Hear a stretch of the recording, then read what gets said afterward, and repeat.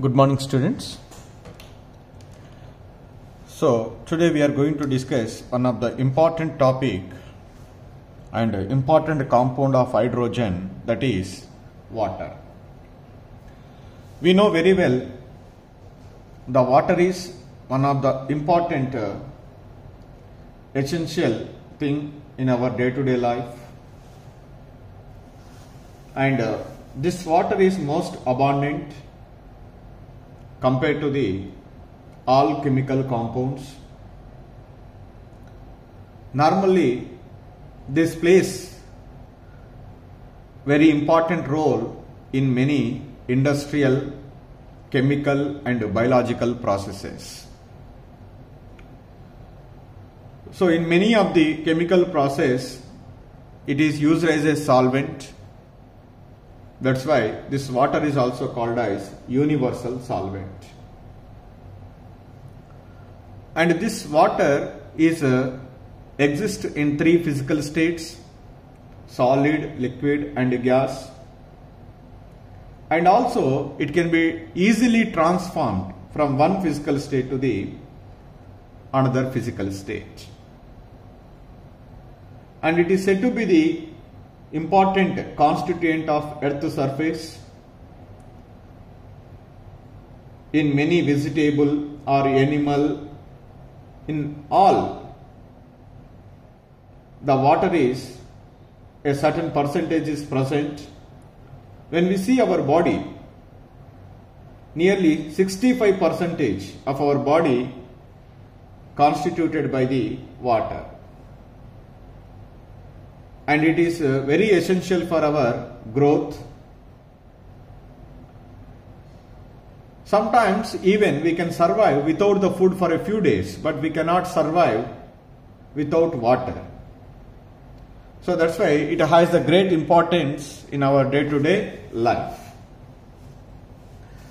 So now in the today's class we are going to study about the properties of water. So before going to that, I would like to write here, I say some of the important points, whatever I say so far, that is I will write here. It is the principal constituent of, it is the principal constituent of earth surface.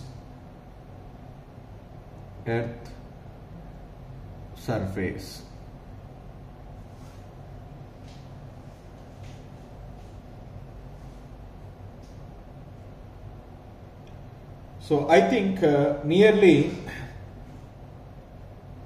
78% of the earth surface is covered by the water of earth surface covered with water. So this is clearly indicates how much it is abundant, and it is commonly treated as universal solvent because it is used in so many chemical processes. In all those chemical processes it is used as a solvent. That's why it is treated as universal solvent. And it is one of the important component. It is the one of the important component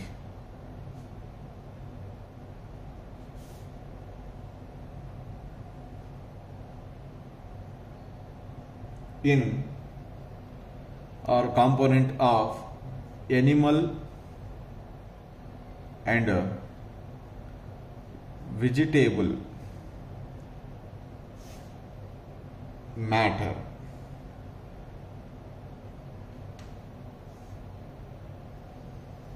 And also plays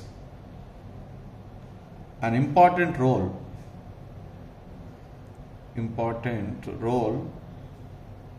in life processes. In life processes.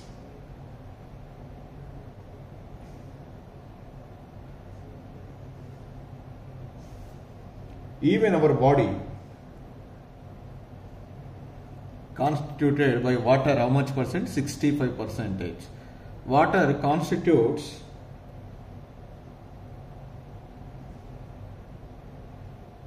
about 65% of our body.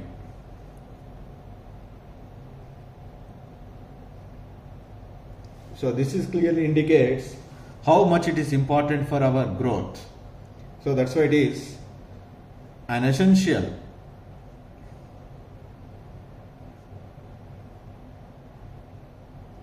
for its growth.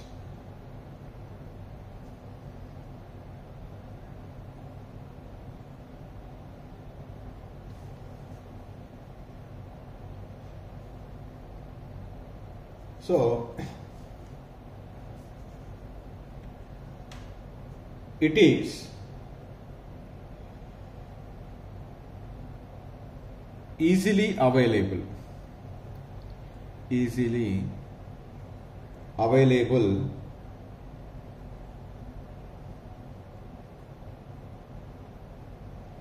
of all chemical compounds.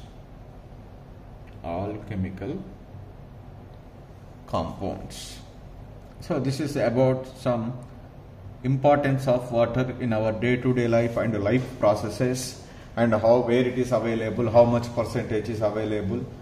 So this is about water. Next, first I will discuss in the compound of hydrogen, water, what are the physical properties of water. Physical properties of water.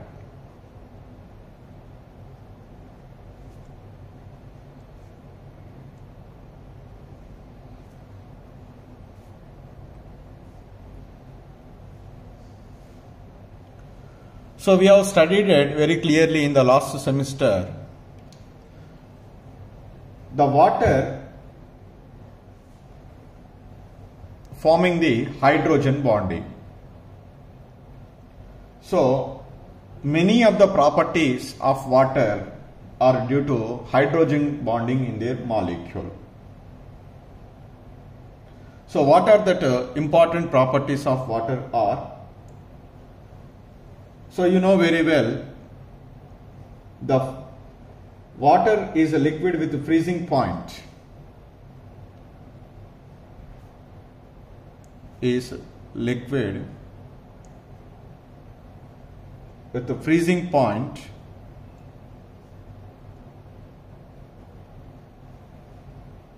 (273.2 Kelvin), that is approximately 0 degree centigrade. And what is the boiling point is 100 degrees centigrade, that is 373.2 Kelvin. Boiling point is 373.2 Kelvin, that is normally we call 100 degrees centigrade. And the second important physical property is water has maximum density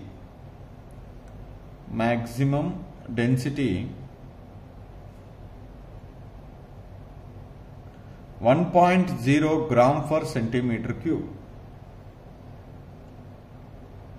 at 4 degrees centigrade, that is 277 Kelvin. That is the second one. Because of the formation of hydrogen bonding, so the water molecules are associated together and exist as H2ON. So that means it exists as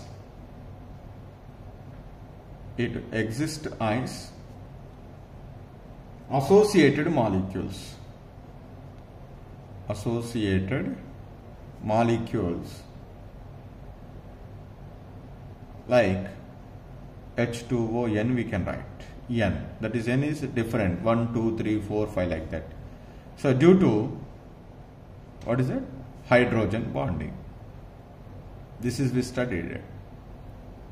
Because of hydrogen bonding, all the water molecules are associated together. And also we know the water is a polar in nature. Water is polar in nature. And having, that is polar means that it possesses the dipole moment. Having dipole moment nearly 1.84 dB. So why it is polar, that is also we discussed in the chemical bonding in the last chapter. And generally the physical properties like freezing point or boiling point or heat of fusion or heat of vaporization, all are seems to be very high compared to the other members of the same family.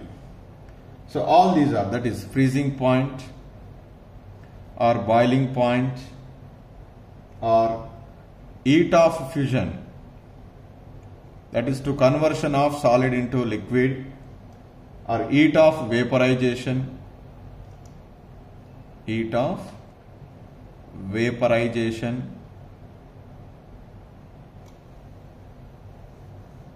all are higher compared to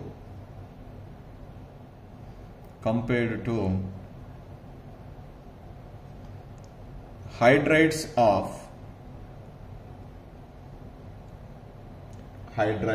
of the other members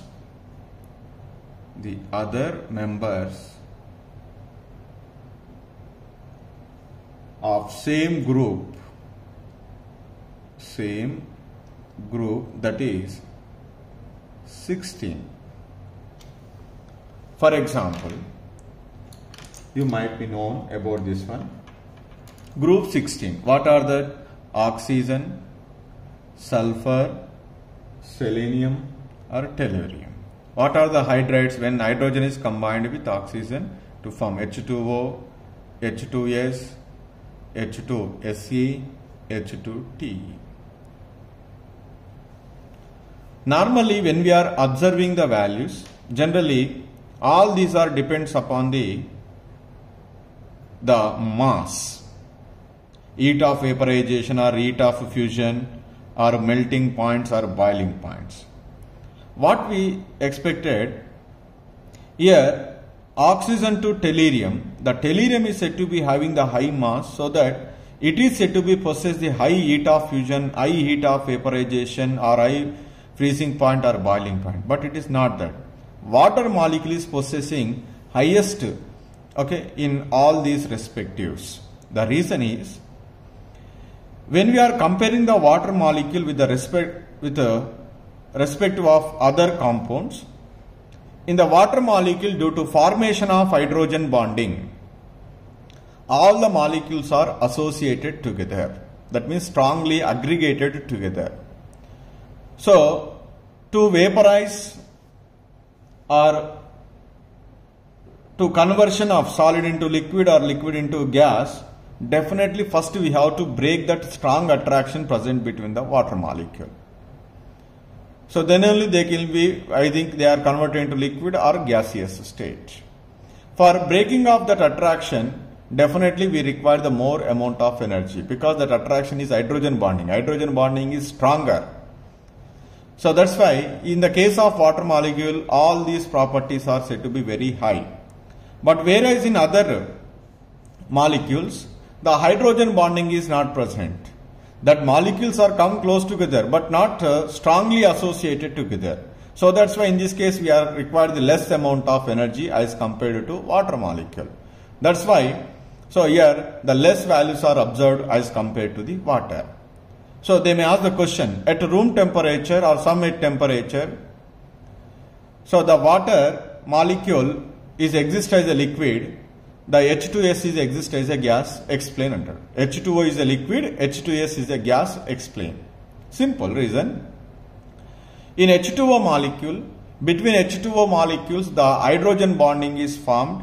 Because of that hydrogen bonding, all the molecules are come close together. That will be responsible for the liquid state of water molecule at room temperature. But whereas in H2S, simply, so all the molecules are not closely associated like water molecules because absence of hydrogen bonding. So the absence of hydrogen bonding makes the molecules are away from each other in the case of H2S.